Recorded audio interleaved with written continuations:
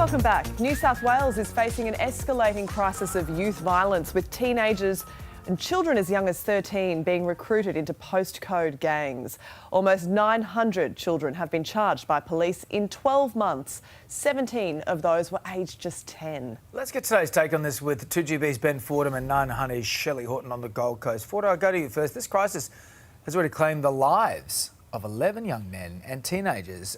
Gangs have been around for a long, long time, but this seems to be escalating in a different way. Yeah, and it's not just a New South Wales thing. This is obviously an investigation done by the Daily Telegraph today, part of a brand new documentary and podcast, but similar issues in Queensland, similar issues in Victoria, other parts of Australia as well. And the worrying thing is that they're talking about now trying to indoctrinate primary school kids, because the earlier you get them, the more vulnerable you are to influence. And music is a key thing being used as well by some of these older gang members to introduce them to the music, get them involved in the lifestyle, and then all of a sudden you find yourself in the back of a car going off to go and rob someone, stab someone, rip off their drugs. And, we've had some really tragic cases. You're seeing some of the results of them on screen right now. The Easter show was horrifying. Yeah, and there's a line that I once heard from a police officer, which I think is worth repeating. If you carry a knife, you're more likely to be stabbed. Exactly. So people supposedly carry a knife to keep themselves safe, they would argue. No, the moment you start carrying a knife, you're more likely to be stabbed with a knife. It's as simple as that. We're looking at footage, Shelley, just a moment ago of what unfolded in Coorparoo in Brisbane yesterday. A bunch of kids as young as 12. I've seen pictures of these kids. They are alarmingly young. They are so little. They're facing up to 60 charges for a crime spree across southeast Queensland yesterday. It's really sad when you think these kids think this is their best option.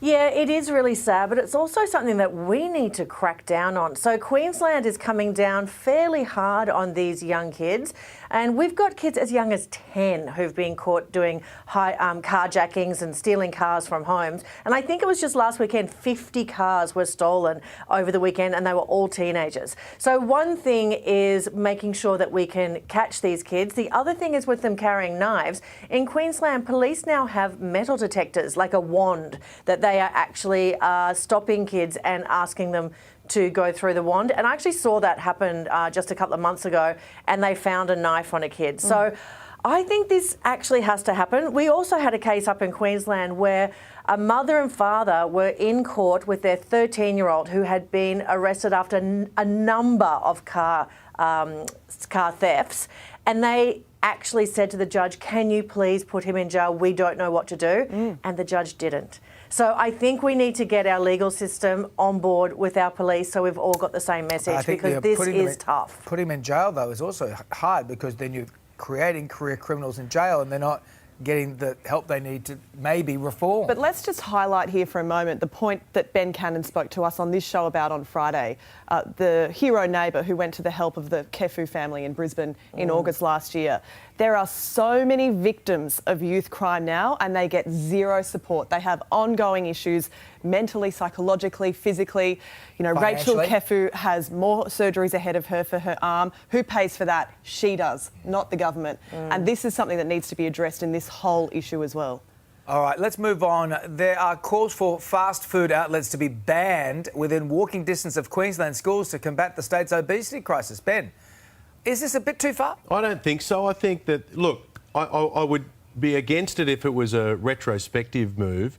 OK, let's go around and let's get rid of every fast food business that happens to be within a certain distance of a school. But it makes sense that if you're building new communities, there are some things that belong closer to others. We've had scenarios before where we've reported on serious offenders and they get out of jail after doing horrific things to children and they drop them in a rehab centre that's 100 metres from a school. That doesn't make sense. But that's just because you are building on the run and you're constructing a community on the run. I think it makes sense that if you were starting from scratch, you'd say ideally we wouldn't have a fast food joint right out the front of a school. What do you think, Shelley? Could it work? No, I disagree with Ben. I mean, there was no Maccas when I grew up in Kingaroy.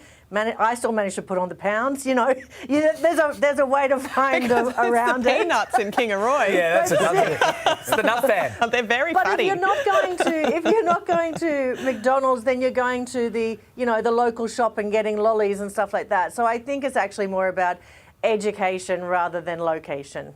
Ooh, see what she did there? Very good, Little rap very at the good. end. All right. Little rhyme schemes. You two don't go Like anywhere. There's Lin-Manuel. more to come when we return. Is it the Musk effect? Why Elon's Twitter is booming despite new fees? Smells a bit musky to me. And that ultimate sinking feeling, seeing the moment a Butterfinger bloke drops his girlfriend's engagement ring he into the drink, and then he's had to go in and get it. Does he get it? We'll weigh in next. Well, Elon Musk has revealed sign-ups to Twitter are at an all-time high, allegedly, while advertisers flee the platform over concerns about monitoring of comments and verification of users. Ben and Shelley are still with us to discuss this. Shelley, the billionaire, also revealed that users are spending more time on the platform. Are you surprised? Really? Really? Skeptical? I don't know. I feel like this is like a Trump statement of, we're doing phenomenally well. You know, like, I just don't believe any of this. I want to actually see some facts. I want to see some data. I'm just not going to take what Elon says as truth. He hasn't earned that from me. He needs Trump to tweet as well, right? So Yeah. Donald Trump is back on the platform, but he's not tweeting. Yeah. So we know that when Trump tweets, there's a lot of activity surrounding all of that. People go to Twitter to see what's he What he's done. Do you doing. remember when we used to wake up and go, what's he said? What's he said Yeah, overnight? that'd be the top line of Trump the news. is not tweeting, and that is a big problem for Elon Musk. Yeah. I don't think he's allowed to tweet because of Truth Social. That hot. So he's got his own deal with Truth I think Social. he has his own deal because that's his network and he's not allowed to do anything else. So And Trump look, is locked up. Elon paid too much for Twitter, and Twitter's not a good place to advertise. No. No one's going to interact with ads on No. Twitter. You should advertise with the Nine Network. Exactly. Thank you so much. Ben. Thank you. Much safer space, particularly between 9 and 11:30 a.m. Monday to Saturday. You know you're Also trusted. making news this morning, if you thought you've been an embarrassing or you have seen an embarrassing proposal, it won't match this one. A man dropped his ring into the big blue right before popping the question. Whoops, a Guys, watch daisy, it. Shelley. Oh, it's in the box still. Oh, he's got it. But this is the best part, Shelley. He dives right in head first Yep. and retrieves it. Set up. Champion. You think it's a setup? I think it's a setup. Come on. No, you would not ever risk that. No way. Who's filming that? Is that on They're a in the dog? middle of the ocean. Exactly. Who's behind the camera? I've got questions. We got more questions, Shell. We think this might be set up.